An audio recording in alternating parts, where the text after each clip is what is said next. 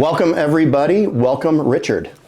How's it going, Jeff? Going amazing. The Jeff Dudan. Absolutely. Can't believe I'm here. It's, dreams do come true. Well, I'm really honored to be here. It's great to see you, and congratulations on such a successful podcast. I've been listening, and it's really terrific that I'm actually on a podcast that I listen to pretty devotedly. I think I'm all caught up. Well, hey, I appreciate that. We'll have to put some more content out there for you. But we've been friends for a long time, and I want to ask you about one of your beliefs that you shared with me. You said you believe that all lives are the same. We have wins we don't deserve and losses we don't deserve, and in fact, we deserve nothing. What does that mean? I remember about 20 years ago, I had the core of my office walk out of the door in a mutiny. And it was an inflection point where my company, I had just started it, I had broken off from my partner. It was in the mid 95, 96, it might have been even longer ago, 99, somewhere in that epic. And I was so overwhelmed. And I was really angry, and I felt really betrayed. And I just wrote that down. And I said, well, what do I deserve? I mean, do I deserve the nice house I live in? Do I deserve health? Do I deserve success? And I realized I didn't really deserve anything. I mean, I had to accept what was going on. I had to totally accept my role in it, that I was the creator of the good things and the creator of the bad things, and that I had to be accountable. And so, but in my journey in life, Jeff, I've met so many people, and I think one of the mistakes we make as humans is we judge people's outsides by our insides, right? We look at somebody. I mean, I could even look around at your operation. It's a highly successful business. It's got capital equipment and beautiful fixtures and furnishings, and it's an exemplar of a successful business. And I could say, wow, I wish I had something like this. But then when you get to know people, when you really get to know them, you find out we all have the same things. We worry about our kids, we worry about our health, whether we're in any type of relationship, there's always a challenge or something that's going to come up with that, right? And so we all have similar lives. I mean, I have friends in all walks of life, like I'm sure our listeners do, and cohorts from a lot of different stripes and places. And I tell you, the older I get, the more I just think we're all the same. And getting back to what you said is, I mean, you just have to practice gratitude, and you have to lean into these failures and say, okay, one step at a time, one day at a time, how can I make this better? And that was a real inflection point. That mutiny was one of my big customers at the time, Lowe's. Somebody said to me, an executive there said, we have people do this to Lowe's all the time. They think it's going to be a long-term problem, but it's a short-term pain in the ass. And literally that happened around the first of the year, that particular year. It was 2005. Okay, so it was 20 years ago. By February it was almost a memory, and we had gotten in new people. We had shored up business, and life went on. And that period from 05 to 95 were some of the best 10 years of my earnings life. So oftentimes better when there's a crisis that's foisted upon us. If it's not a health crisis, or it's not a car accident, or it's not cancer, these types of things people don't deserve that they get foisted upon them all the time. But in business, you'll get a key person that quits, or you'll get a mutiny where a bunch of people quit, or maybe they even start competing with you. Right. And these types of situations universally have made me a better business person and improved my business, because those people, they weren't really in the boat to begin with. Well, you also, when you're a new CEO and you're starting out and these things happen, you think, I'm bad at this. Yeah. This is a failure on my part. And then as you get to know other people and other cohorts in any business, you find out that a lot of times this has happened to them. I mean, one of the most successful business people I know He's on the Forbes 400. When he started his company up the street from mine 20 years ago, he had everybody in his customer service department quit before he sold the company to Henry Schein for $70 million. They were jealous of the fact he owned the business and he was monetizing it, and they wanted to prove a point to him. And they did. And he was $70 million richer a few years later from the point that class of ex-employees proved to him. Richard, your career has been incredibly varied. Your sales edge business has been the one constant that has maintained its presence and its potential and its earnings for you as a kind of a foundational thing. But you've done so many things, creating a company called Click that you sold to Angie's List. Now you've launched an acting career and you've been very successful early. You've put a lot of hard work into that. You've been an author, you're writing a screenplay. You have a very, you've been a fly fisherman and a professional and a TV personality. And so would you consider yourself, Richard, to be more of an entrepreneur or more of an executive? I would say that I'm unemployable. Then you're an entrepreneur. So Sales Edge is a company that is typical of a lot of American businesses, right? The unseen business. We don't even have a website anymore. We have customer relationships that are 35 years old. And we do in-store category management for growth retailers, Fortune 10 companies, primarily east of the Mississippi. And that is a business that came out of a sales territory. And at the time that Sales Edge was founded, I was highly unemployable. And so most of the things that I've started have been as a place of coming from dead zero. And there's a lot of freedom in that, because when you start, whether you're a fly fisherman and you're walking into the stream for the first time and you don't know what you're doing, you can't get any worse. And so, same with acting. And so I like my life, which is going by way too fast, is something that I like the varied experiences, I like trying new things, and I like the freedom of exploration, no matter what it is. I wish I could live to be 200 years old because there's so much I want to do. What is a core belief that you have come to late in life that you didn't realize when you were younger? The only religion in our household is gratitude. What does that mean? Exactly what it says. We have to think, no matter what's going on, we are so grateful. And we're grateful for the fact we have a roof over our head, that we can pay our heating bill, and that we can put gas in our cars. Everything else from that is a bonus.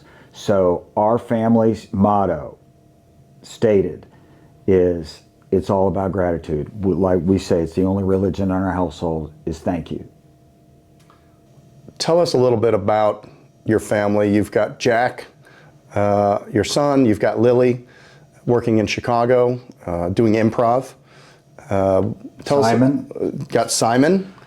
Tell us a little bit about your family. And I've got a domestic partner of 26 years, Lori Formato. We have a perfectly average family with perfectly average kids in a normal, dysfunctional household where this was a great Christmas. The sheriff didn't come. We consider that a bonus. That's good. We actually love Christmas, and we celebrate it at our farm. We have a really fun, great household. I'm very proud of my kids. They're much more humble than their dad, which is not hard to do. And they're also entrepreneurs in their own way. They have seen through me that it's okay to fail, it's okay to try, you're gonna fail, and don't take it too seriously. One of the things in that opening statement is, when you've had successes, they're a little bittersweet. When I look back on anything in my life, 2024 has been a fantastic year for our family. Financially, we checked every box. Fished in Montana a couple of times. I mean, just incredible, great year. I'm terrified going into 2025 because Is it because there's no way it can be as good? because it's going to be a hard act to follow. And it's a little bittersweet. You know, like when we had the sale of one of our companies when New River Pharma was sold to Shire for $2.65 billion, and this was in '07, I was in the room when $365 million was being distributed to me and a group of LPs. Jeff, there wasn't a smile in the room. Why? Because we were also doubling down on clinical data and Entrexon and a host of other companies, and in the VC business and in the PE business, it's incredibly stressful, and you're on to the next race. You're like a NASCAR racer, and just because you won Talladega, well, next week you've got Darlington, so you better get on the jet out of Mooresville and go and get ready to test. So, and it was very, very odd, that part of my life, because I don't think I was that happy from '07 to probably 2017, and certainly not too happy during the pandemic. But it was the fact that I was also modeling after millionaires, decamillionaires, billionaires that I was meeting, and thinking, I need to be like that instead of being like this. And then as the last 3 or 4 years, I've done better at just being this. You sold a company called Click, which was interesting for you because it was a technology play. And you found a technologist, a really smart guy named Simon, a German fellow, to help you build it. Now he's your son-in-law. Yes, and he's at Angie, working out of their Chicago office, and was accepted to Yale for his MBA school. And Click was born out of the fact that we had our Lowe's relationship, which went from '93 to 2018 end. Lowe's is a fantastic company. I'm a shareholder, I'm a customer. Their management team, led by Marvin Ellison, is absolutely fantastic. I mean, they answer the question, which is, if you close your door tomorrow, who would care? Well, a lot of consumers would care. They're a great company. And they really answer a fundamental question. Businesses, what's the world with you versus the world without you? A world with Lowe's is a really good place because Lowe's and Home Depot have got it, but they serve different customers and different stripes, and they're great companies. And I was sad to see it end. I was angry it ended, but they were great to me. They gave me everything that I have, but life has to go on. And when that ended, I had 50 home improvement experts that were doing at-home warranty inspections, and it took me 6 months of figuring out who to talk to at Amazon and LinkedIn, and I got a cold call, and I started all over, and I built an app called Click. And when we sold to Angie, we had 5,200 contractors. About 250 were really working on a 30, 40-hour week, and we had just signed an agreement with Costco to do all of their installations. And the reason I sold it was either I was going to have to spend $10 million or make $10 million. That's right. The business would do assembly when you're at Costco or anywhere where you're buying a basketball hoop or maybe a big screen TV and it needs to be hung on the wall, right, or assembling exercise bikes or whatever it is. Trampolines. Trampolines, and they would ask you, would you like installation with that? And they would click the button and pay a fee, and you would provide the labor and the back end mechanism to have somebody show up and so perform that service. In the Amazon buy box, when would you like it? Do you want the warranty? It would say, do you want assembly? That order waterfalled based on reviews and territories to the best. So it was a real meritocracy. So when we started it, I bought a brass bell and put it in the office, and when we got our first order, we would ring it. And I said, we're only going to do the order if we get 5 stars. So my tech could not leave unless he knew he had done it perfectly, which we did exit surveys and are you sure you're happy? And the first order we did cost me $2,500 because we scratched the guy's floor. And so we started with, when we rung the bell, I was at that point, I found out maybe 3 or 4 days later, I had just lost about $2,500 on a $150 assembly. So we did about 50 to 100 assemblies, really perfecting it. And then we started adding techs in Southwest Virginia and in markets, and we grew extremely fast. At the very end, we were covering 35,000 zip codes. It's hard to believe in hindsight. No, and it's impressive because you're not a digital native. You didn't grow up with the computers, and really to see this need in this niche and then to be able to build the technology and be able to deliver on it and to build the network so quickly that Angie's List would say, I've got to have it and I've got to buy it from you in 5 years? It was less than 5. 4 years. Actually about 4. Okay. So now so many of us, we start a business, we own it for 30 years. I've owned my business for 25 years. You own Sales Edge for 35 years. And then we go out and try something new, and oftentimes we fail. And there may have been a failure or two in there. But it's impressive that you got that up, you got it down. You didn't get damaged, you made money, you took care of the people around you. And it's a nice feather in your cap, and had to feel good. But now you've got this time. You're in 22 or post-COVID, and you decide to pursue acting. Why? I watched the movie The Conclave on, streamed it. It's highly reviewed. It stars Ray Fiennes. And there was an actor who was the lead in that, and I said, I've never seen this guy.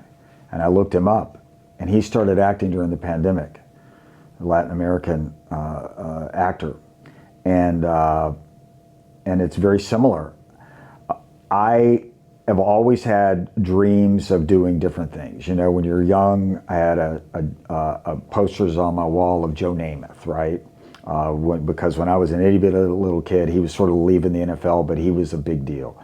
And then Gale Sayers and all those kind of, but I knew I'd never be an NFL quarterback. But I'd always fantasized about being a rock star, an actor, something to be famous. I'm so insecure and egotistical, that just was right in my wheelhouse. So, I would think everybody has these fantasies and these dreams. If you don't, I can't imagine people not seeing themselves from time to time in one of these roles. Right, so I just declared that, I said to my family, I said, I'm gonna try to be an actor. And the way this started was,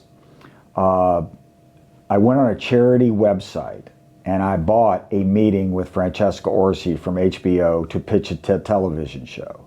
I waited to the very last second. I looked her up, and she was a real she is a big time executive. She's head of drama at HBO, which is now Max. And I paid about $6,000 for a pitch meeting. And I told Lori, she's like, that is ridiculous. And I said, well, look, I live in Wytheville, Virginia. Right. In Southwest Virginia, in a town of village of 8,000 people. There is no way I am going to be able to break into Hollywood just by saying I'm an actor. So I got the meeting. I gave myself 6 months to prepare for it. I wrote an outline of a TV show idea I had where I wasn't not the star, and it was scheduled for 45 minutes. We met for almost 5 hours. And the end of that meeting, she said to me, you get your headshot, you get in acting classes, you continue to write this. They assigned a book scout from Warner Media to the project called Tamunjan, which is a story where a gangster from Cleveland moves to Asheville, North Carolina, who has a son who becomes a venture capitalist who sets out to seek revenge on a fellow billionaire.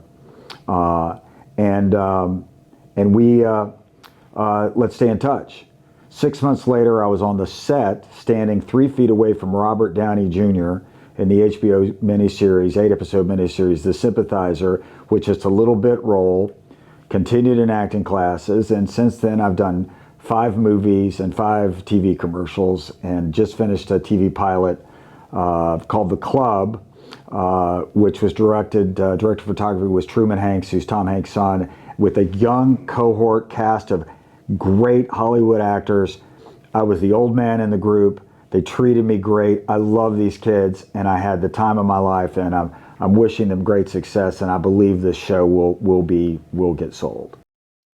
You live in Wytheville, Virginia, which is, like you said, a village of 8,000 people. It's in Southwest Virginia. It's in the middle of this beautiful hidden gem of fly fishing, trout, streams, rivers, and I've been up there now knowing you multiple times and have taken multiple trips up there, but it's hard to get to. There's a private airport. The closest airport is Charlotte, North Carolina, so you're 2.5 hours away from the closest major airport.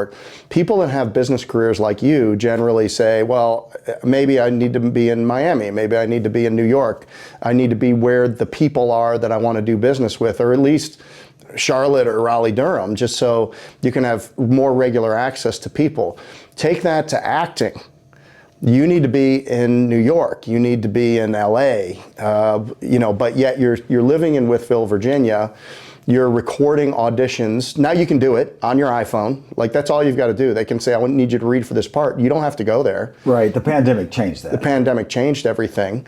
Are you going to continue to live in Wytheville if your acting career takes off like you hope it does? I've always said you go where the needs of the business take you. So when living in Wytheville is, and I get this question a lot, well, I'll say I live in Wytheville, Virginia, and a lot of times the next retort will be why. And to those people I want to say, well, then you just don't get it. Because number one, it's my home. And if you haven't been there, then I can't explain to you what life living at the same elevation of Asheville's like without the population, with clean water, blue ribbon trout streams all over the place, and a lower cost of living, and a safety. We don't lock our doors at night. We leave the keys in our vehicles overnight. It is great. I love rural America. I love rural Americans. It's the heartland of this country. It's what's made this country, and I feel more at home in rural America than I do in LA. And everything I've learned, Jeff, I've learned from other people, right? And I was in a business meeting one time, and the guy said, listen, I know our company is based in Alabama and you're based here. And the buyer said, planes fly everywhere. And so, and now in a virtual world in the acting business, it's a gig economy, right? Tom Cruise is a gig worker, okay? Right. He goes from gig to gig. And so if I get a show, or if I'm in a part in a Z-list actor like me, I work 4 or 5 days at a time. I fly in, I fly out. Now, let's say if I do get a role that is more profound and the location is Los Angeles, I'll rent a house in LA and run my other businesses from my MacBook Pro, which is what I typically do now. Wytheville is, you wrote articles about it, about how meth in particular was impacting Southwest Virginia. It's got beautiful fisheries, but then it also has a lot of poverty in certain pockets of Southwest Virginia. There's a lot of meth manufacturing that happened in some of those areas, and yet you're the executive entrepreneur in residence. I've been to your house. It's not a house, it's a compound it's right in the middle of town. It's somewhere where the mayor would live. It's beautiful property. It's got multiple buildings on it, and it's really like a lot of antiques inside of it. I can understand how reticent you would be to leave there. Well, I live in the home called Ingleside, which is the former Senator Colonel and U.S. Colonel Enoch Withers' house. And he was actually the first American ambassador to Hong Kong. It's an 1860s vintage Italianate house, and it's really, really special. And that's why I moved to town. But in 2015, I wrote an op-ed for CNBC.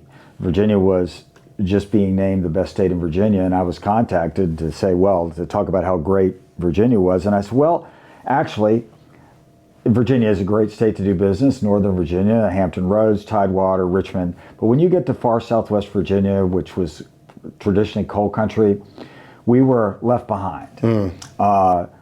We are now making a move because of technology and tourism and having a renaissance. But in certain counties in West Virginia, the population is declining. And on the main street of my hometown, it was 80% vacant at the time. And I wrote an extremely visceral, Unpopular.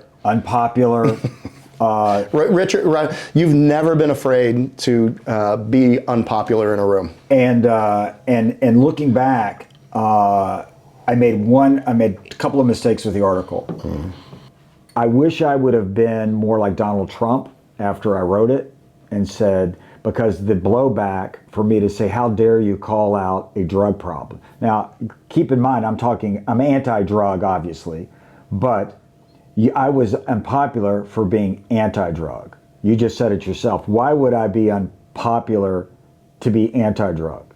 You tell me. I don't know. Well, you said it. Those are your words, but that's exactly what happened. Right. People didn't like the light being shown on their problem. So we have a saying in business: in a crisis, tell the truth and tell it fast. And also, if you have a problem, shine a light on it. And in recovery, we say you're only as sick as your secrets. We had a major secret, which was addiction, which has affected my life. It has affected me. I've been in recovery for a long time and off and on in recovery for a long time. And I said, we have got to do something different. That article, as unpopular as it was, now the blowback that I got, I mishandled because I said, oh, I didn't really, maybe I went a little too hard. I should have said I didn't go hard enough. Now, fast forward 10 years later, I have a road named after me. There's Formato Drive. Our main street is 100% leased up. Our mayor lost his job. The police chief lost his job. We have a great female mayor. We have a African-American police chief, Joey Hash, who's doing an amazing job. We have local restaurants. We have 2 craft breweries, including one which is kind of a counterculture a brewery that has everything from amateur nights to drag shows. This was not the Withville of my article. So I did my job. But also, when that happened and the blowback came my way, I was online and I saw, leadership is a lonely place. If you want to be popular, choose another vocation than leadership, because you've certainly seen with any president we've had, anytime you make a tough decision, Jeff, you are going to offend a certain group of cohorts. You can't do it in your company. Hey, this person gets the weekend off because of whatever reason. Well, somebody on the other side of the house is going to say, well, I didn't get the weekend off.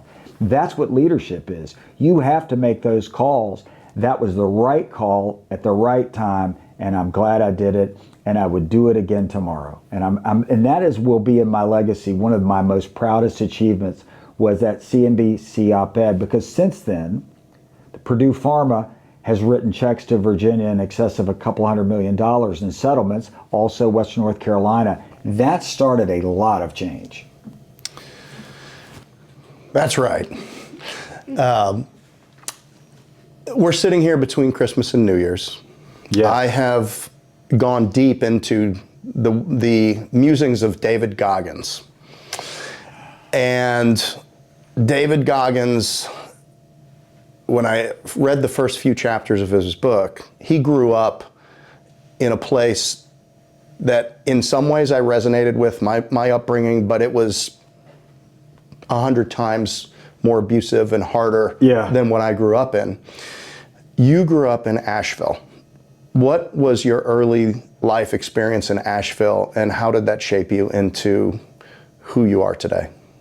Well, history is repeating itself because my father was an Italian immigrant, second generation. My grandparents were born in Italy. He moved to Asheville. He ran a plastic pipe factory.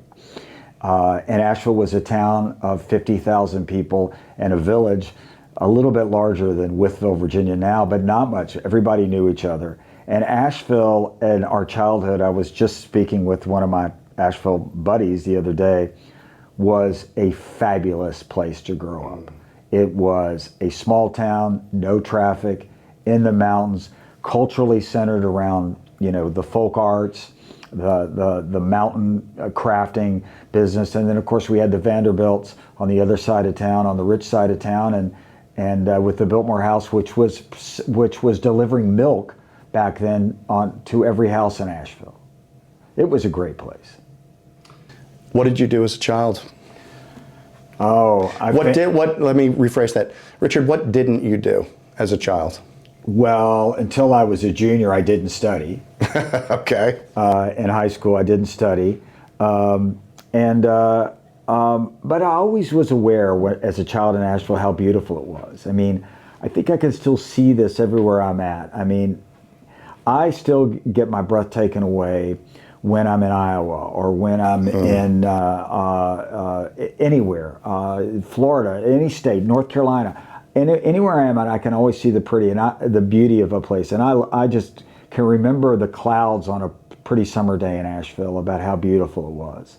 So I like to walk and hike and fish, and I was unlike my dad, who was a golfer and a card player, I was always, as a kid, a consumer of the outdoors. And on Mom's side, my grandfather was a tobacco farmer from Stokes County, North Carolina, and my mom was one of 10. So we were spending a lot of time in Lawsonville, North Carolina, on that farm, tying tobacco, putting up tobacco in the fall, and playing outside with my 19 other cousins. We've spent a lot of time together through our YPO forum and just personally. Right. And you've said that your mom was the one person that you truly respected. She was. Why? Well, my dad, number one, was like me. He was a handful. In fact, I think I'm a little bit of a better version of my father, who, as we look back on our dads, and I'm sure my children will look back on me, there'll be things that they loved about their mom and me, and there'll be things about me they will have despised or wish were different. And there were things about my dad I wish were truly, truly different. My mother, on the other hand, was born in the Depression, one of 10, and who lost everything. And those Depression people were different. She conserved assets, however, lived a very elegant life. She was a master gardener. She was a painter. She was an artist. She was a business person, all at the same time. She was a great cook. And she was the epitome of unconditional love. I gave a speech one time, and I said, and I dedicated it to Mom when she was alive and she was in the audience. I said, "Thanks for loving me even when you shouldn't have." And that was my mom. She was a wonderful person. And I really still miss her. And she was my oracle too. I would go and talk to her about anything. We had a truly open relationship. I believe that's rare today. Somebody that's gone out and had as much world experience as you have and had success and still find the humility within themselves to see the wisdom in their mother. I tell you what, if somebody doesn't have a relationship with their parents, it's a red flag, or a brother they don't talk to, or somebody that they can't deal with. You know, if you communicate and you just keep talking, you can find common ground with any person anywhere in the world. I mean, we have just got to stop what we're doing, which is just to keep these walls up and these divisions. You can't take a car ride to the beach with your biggest enemy, and by the time you get there, you will have found something you guys agree on and are laughing about. And that is that comes back to gratitude. Just be thankful you're in the car and you've got that time, because some people don't have it. If your life plays out the way you want it to over the next 2 or 3 years, what will you be doing? In 1993, I lost all my business. Through a combination of the fact from 83 to 93, I started off making lots of money and you know, I was a douchebag. I don't know if I can say that on the call, but I think you just did. But did any addictions play a role into get into your demise during that time? Well, it was an addiction to materialism, an addiction to sex addiction, drug addiction. It was check all the box addiction, and I was making a couple $100,000 a year at 30 years old, living in Roanoke, Virginia, and I was immature. Yeah. And real full of yourself. And what happens is, that works until it doesn't. And on March 23rd, 1993, it ended. And so I lost all my business. I got in a bar fight, was jailed till 5 in the morning, and the next morning, I went into my first Narcotics Anonymous meeting. But I had been in an NA and AA to either get a girlfriend to take me back or try to make somebody show that I was really different for 5 years prior to that. But this time, it stuck. And as these stories always go, after that happened, within a matter of 30, 60 days, it was all gone. Even though I had a little bit of sobriety, that 10 years of behavior was like a tsunami that hit me on the beach. And if I hadn't been sober, I'd have been probably washed out to sea. But that's where my life started to change. And in that, I had a cassette deck and I had a Tony Robbins series of motivational tapes that I had bought on one of those Gunthy Rinker infomercials at 2 in the morning, probably coked up, that I had sitting that I didn't listen to. Well, I put in the tape and it said, congratulations, you're listening to the tape. But that's the good news. The bad news is if you're like 99% of the people that buy these things, you won't even make it to the end of the tape. Wow. And on that cassette tape, it was, I think, 12, because it was a lot of tapes. I listened to it and it said, write down your goals and write down the whys behind your goals. And I wrote down that I wanted to have a company, that I wanted to be respected, that I wanted to have a family, that I wanted to live in a mansion, and that one day I wanted to win an award in the entertainment business. And that is, I have been true to that yellow legal pad for 40 years now. And as Tony Robbins would say, faced with an intractable problem, you have to look it in the eye and say, what can be great about this?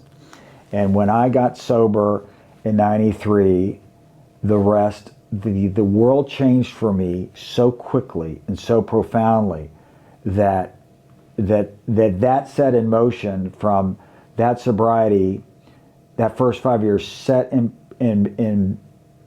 place the next rest of my life. That was my real inflection point. That was where it could have gone either way. And there's still a lot of people that wish it would have gone the wrong way, and maybe you're banking that it will go the wrong way. But all I have is that, and I look back on that, and that moment is probably the greatest part of my life and the part that I'm probably the most proud of. Two things. One, you were sued as a result of that bar fight. I was. And you had to write and based on how you were living, based on the fact that you were an employee, I know what you had to pay, and it was a lot of money, and it probably made a huge impact and probably really caught your attention. That there's real risk and there's real loss out in the world, and if I'm feeling my oats and I've got artificial courage coursing through my veins and I hurt somebody, I can be liable. Well, as you should be liable. Yeah. We're not meant to touch other people. They tried to tell us that in kindergarten, and some people like me didn't listen too good. And at 33 years old, I decided to touch somebody else's face with my fist. Right. And in your 60s, yeah, it's really sad, right? So. I got the Instagram reels. Right. That's every Eagles game.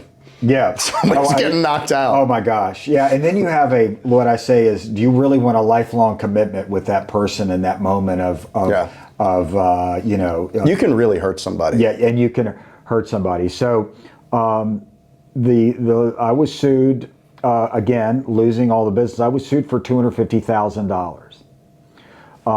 That's a lot of money in 1993. It's a lot of money today. Well, it's a lot of money in 1993 when you don't have any money too. That's right. And so the good news is that the lawsuit was settled for $2,500. The better news is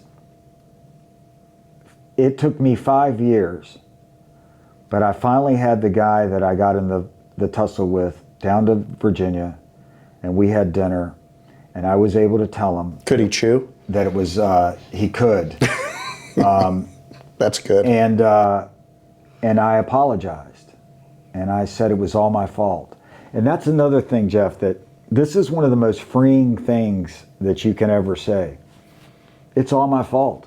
It's all my fault. You know, when we're talking about business, when these things happen, well, you know, you go to your customer and they say, well, what happened here? You know, it's all my fault. Well, it was your guy in Minnesota that, no, not really. My name's on the business. It's, I'm the president or CEO or manager, or divisional manager, or territory manager, whatever. No, it's my fault. It's my responsibility. Us CEOs are great at taking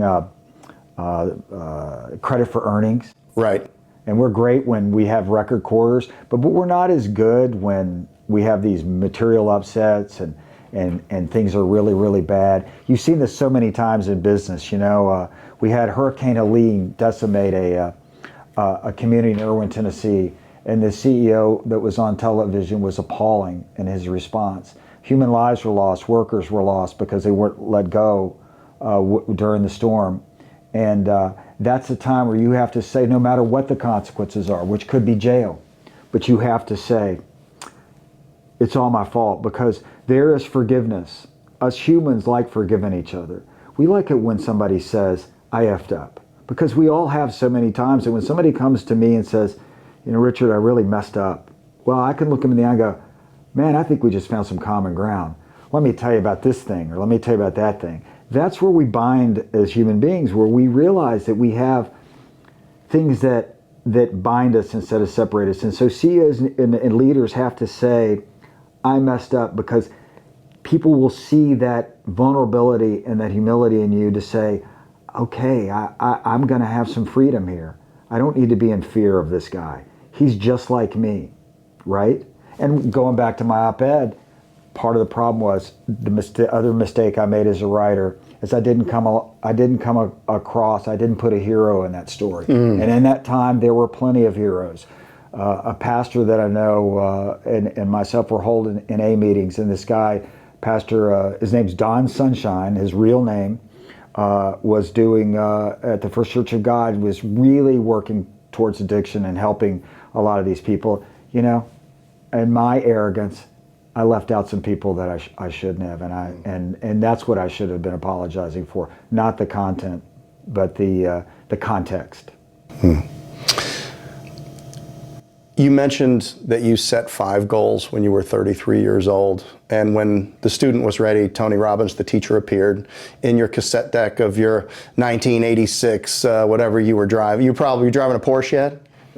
In '85, I had a Mercedes. Okay. I had. Yeah.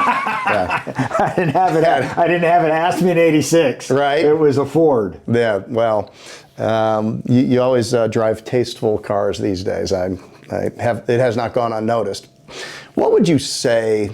So for context, we're sitting here on December 30th, and I've made a conscious decision to schedule a goal setting 2 hours we have several hundred franchise owners here. We're sitting here in 24, several hundred franchise owners, the majority of which are under 18 months in business. And I'm leading with them today a 2-hour goal setting seminar. And I'm going to hit it pretty hard. I've thought a lot. I've worked a lot to prepare for this. And you don't need to wait until there's consequences to try to do something better, to try to do something great. Many people wait until they're up against the wall before their greatness really comes out. But that's false. Like it doesn't have to be financial goals. It doesn't have to be performance goals. It can just be getting better, making myself better every single day, 1% better every day, in the face of not even understanding what your purpose is. And what experience would you share with another 33-year-old today that's listening to this podcast, that's sitting here in 2024? Their career is maybe not going exactly the way they want it to. Their business is not going exactly the way they want it to. Without having consequences, without failure of everything in their life, how would you encourage them to step back and to set some goals that your goals have lasted for 40 years? I mean, everything that you mentioned is everything that I know you've accomplished in your life, which is powerful, and it's a testament to writing down your vision for yourself and making a commitment to it. Well, I'm glad you mentioned this goal thing. I was writing and tweaking mine. I start on mine in the 1st of December. And so I try to crystallize them into one page of doable things. But thoughts are things. And to make those thoughts things, you have to write them down, because your supercomputer will put that in your brain and you will subconsciously work towards those. Mm-hmm. For everybody, whether you're 35 or 65, you have to keep your debt as low or no go as possible. The secret to my success is even when I was making mistakes, I never was in debt. I was cash on cash from day one. I have no personal debt, no corporate debt, no debt of any kind. My true net worth is absolutely astounding. It's all positive. It's all positive. There's no liabilities. And you have to think ahead, and you have to have insurance for what you do. For examples, for when you make mistakes like I made at that time, because my insurance defended me in that lawsuit, and they settled it. And I had a good... I didn't know they had asshole reservation of rights. Okay. And so to start out, you have to write down your goals. And one of the things that I liked about Tony Robbins, and I know a lot of people say what they say, I don't care what they say. It worked for me, and I'm not them. But writing down the goals are the most important. I have people that have goals. I say, write them down. They're like, no. I'm like, well, okay, I write mine down, but I also write the why. I don't write I want to have a mansion. I write why I want to have a mansion. And my why behind where I lived was I grew up in Asheville with these beautiful Norway spruce trees all over town. And there was these beautiful homes in Biltmore Forest that my family couldn't afford, but that I was aware of. And that house in Wytheville reminded me of those grand ladies, those mansions in Biltmore Forest. And I couldn't afford Biltmore Forest, but I could afford Wytheville, Virginia. And that was the why behind my decision in 1996. My why to become an actor, because it was a childhood fantasy. And that's okay. That's my fantasy. You can judge it, you can laugh at it, you can laugh at me. That's okay. That's not going to prevent me from following my childhood fantasy of being behind the camera and learning my lines and being with other actors. That sounds really fun to me, and it is super fun. And it's also a challenge. My why behind fly fishing was because it was a terrible why. It was because the rich kids were of this certain strata were fly fishermen, and they were wing shooters, and they were shooting something called skeet. Okay, and and it felt like it was over my head. And I said, I want to try this fly fishing.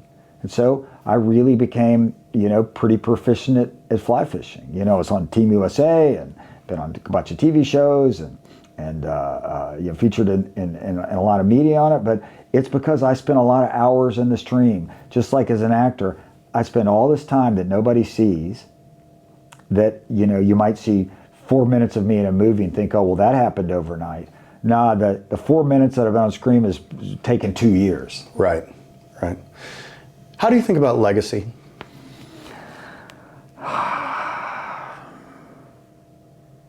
I would want my legacy to be the immortality that I will achieve when my children tell my grandchildren or great-grandchildren some great funny story about their dad, some stupid thing that I did, or some bonehead thing that we did, or some saying that I used to do, or the fact that I used to play a lot of video games. That's the only legacy.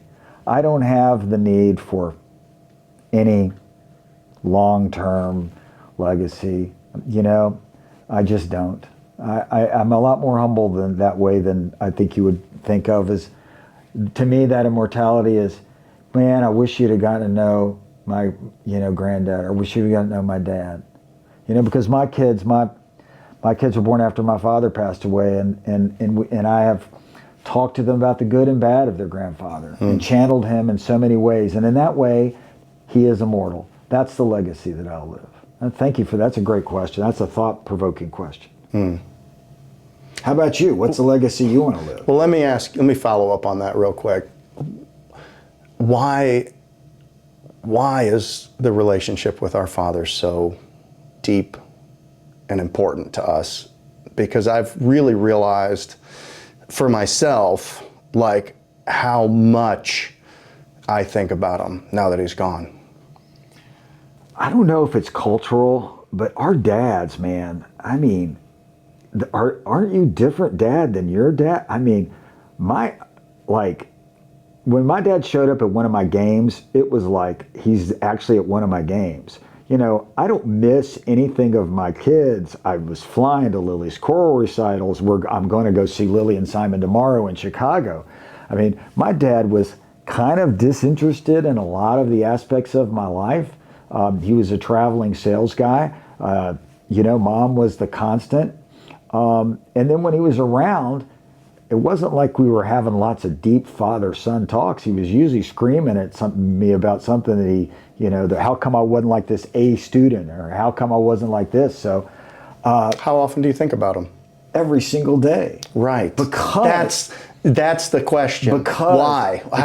Because that mother trucker would say things to me like, don't trip over your ego on the way to the bank. And some of these nuggets that he would say to me, and he would say to me, because I went to him when I lost everything, and he looked at me, was smoking his cigarette, and kind of saying, well, I ain't surprised. But I said to him, I go, Dad, what should I do now? And he goes, you make your reputation every day. And walked out of the room, like mic dropped me. And I'm sitting there like, that's it? But here it is. He died in 99. Here it is in almost 2025. And he was right. You make your reputation every day. And unfortunately, post that, I wish I could say, well, I've had this great, perfect reputation. I have it. I'm like the New York Stock Exchange. I go up, I go down. Over time, I've gone up. But boy, I've had some corrections. Yeah. Have you had some corrections? I haven't met anybody who hadn't had a correction. No, and I heard somebody say recently that the failing of our fathers our ability to observe those failings is one of the greatest gifts that they gave us. Well, my regret with Dad is that he hasn't gotten to meet my son and daughter, because he would really be proud of them. And I think most of all, he'd be proud of me, because as one of my best friends said to me the other day, Jeff, he goes, man, Richard, he's shaking his head. And he goes, your kids, Lily and Jack, they're really great. He goes, they are great. And he said, man, you were a real basket case growing up. I didn't see this coming. Yeah. And talking about how good the kids were. Well, it skips a generation. Yeah, it must, right? Yeah, it's one of the things that I feel really bad about my kids is the fact that, I'm so perfect. That they just can't, because there's no failings for them to observe, right? So how are they going to bond with me over these years? That's probably why they don't think about me. You're kidding me, right? Yes, I am. My kids come in and say... I'm obviously kidding. Yeah, ours take our inventory all the time. Oh my gosh, it's relentless. Yeah. It's relentless, the things that we clearly... it's amazing that we've survived this long, Well, Richard. I guess... we call Lily, I mean, Mom, rest her soul. Mom's still around, and she happens to be my daughter, so Yeah. we're good there. Yeah. Tell us what Lily's doing right now. Well, she just did a performance at Second City last night.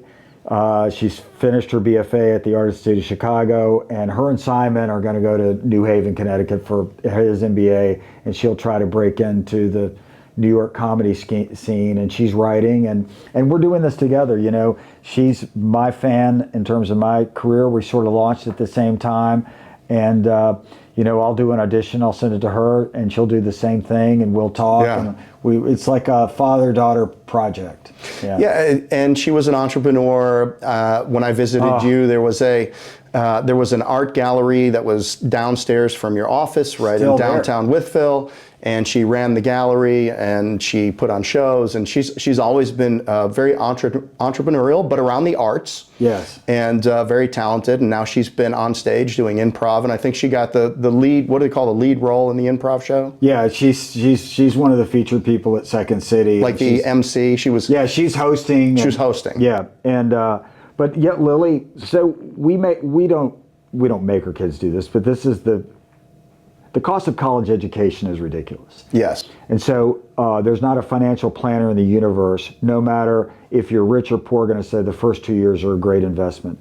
We ask our kids to go to community college for 2 years, low cost or free, under the proviso they volunteer and work.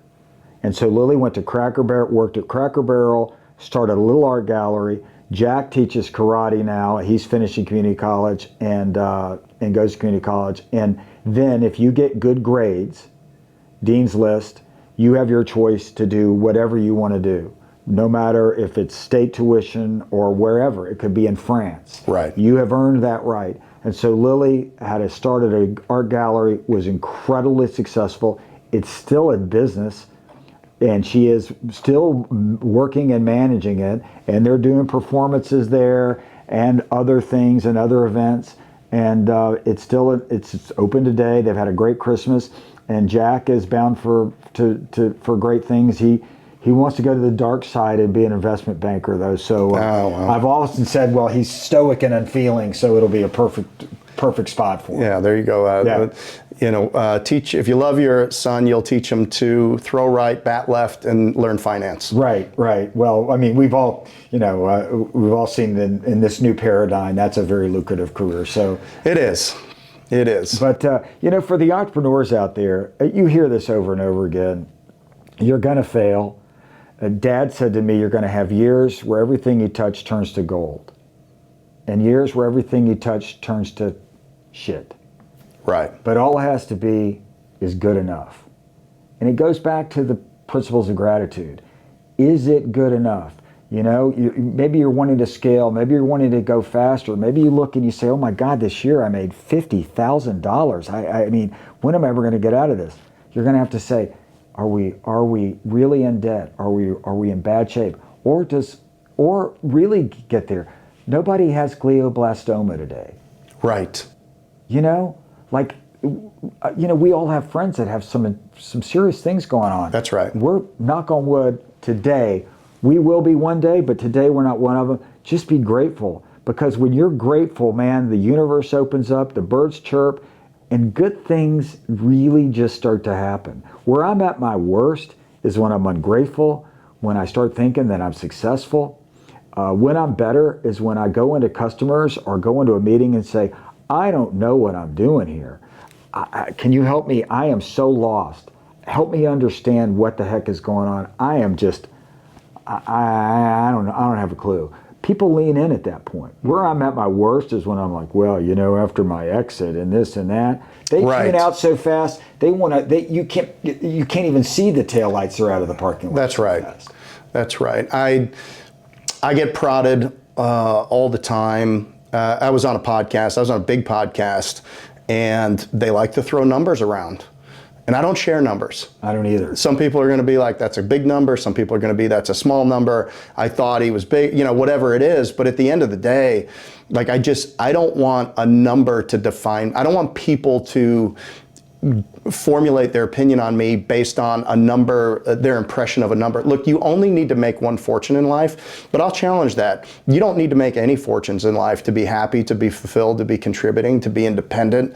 But if you're in business and there is a scorecard up there and you're building businesses, all right, you only need to make one fortune in life. And then people make that fortune, and then they're like, well, now I've got to make 10 fortunes, or I got to make 20 fortunes, and then they're chasing something that they already have. But it's a balanced scorecard. That's where the mistake is when you say, oh, well, we sold this company for X billion dollars. Well, what about the kids? Right. Okay. What about the wife, the marriage? What about the relationship with mom and dad? What about your relationship within your community?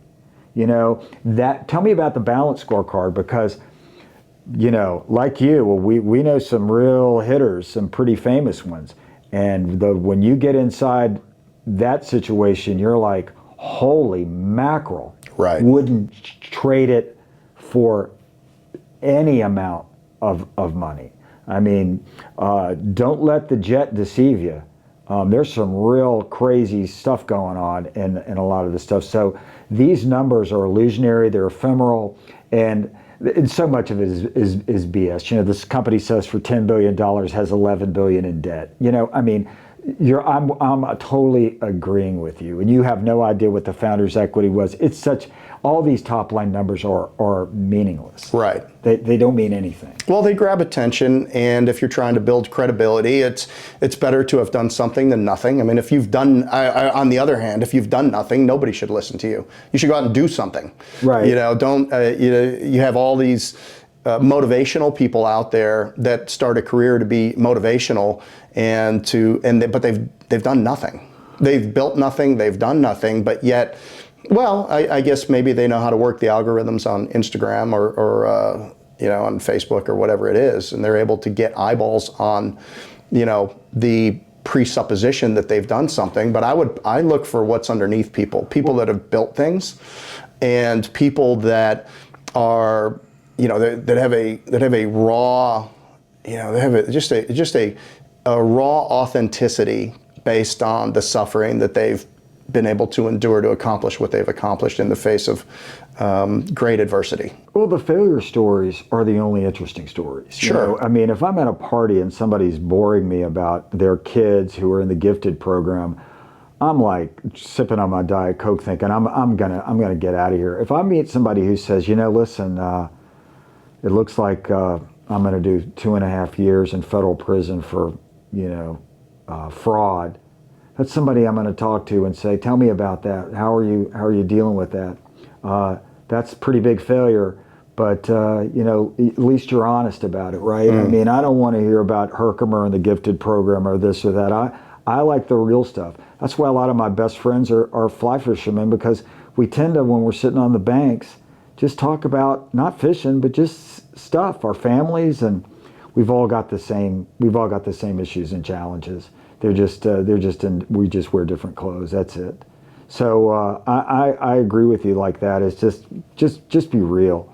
And the reason the influencers aren't built to last is because they're not adding value. The Kardashians did a great job because they created Skims, and they actually created products with real features and real benefits at real price points that created real value. They're real business people. They're ballers. Real business people. These influencers that come and go, if they're not going to add value over a long period of time, they're not going to sustain. So businesses that are built to last have to have that question: what is the world with you versus the world without you? And if you don't answer that on a long-term basis, you will not stay in business. And the reason sales agents are still in business is for one reason: switching costs and execution. We know how to execute. We've been at this a long time, and the switching costs are a little bit troublesome for the companies. I mean, they could do it in a heartbeat. These are all multi-billion-dollar, trillion-dollar market cap companies. They can change. It's just like, do they want to? Are we that important at this period of time? Are we giving them a real reason to change?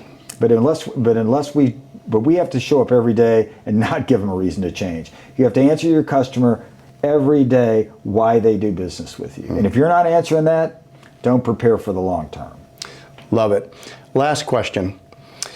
If you had one sentence to make an impact in somebody's life, what would that be? You matter, as long as you're grateful, humble and sober, and having faith in something greater than yourself. I wish you lots of luck, and I hope it's half as fun as a journey that I've had, and don't make the same mistakes that I've made, because looking back, I could have done without them. Perfectly said. Richard, thanks for being on. Jeff, it's great to see you. You've got a lovely studio, and I love your podcast. You've had some extraordinary guests with some terrific business ideas. I love the Instant IP guy. He was fantastic. And you're a fantastic guy, and man, am I glad to see you. Thanks for having me. 100%. This has been Richard Formato with Jeff Dudan, and we have been on the Homefront. Thanks for listening.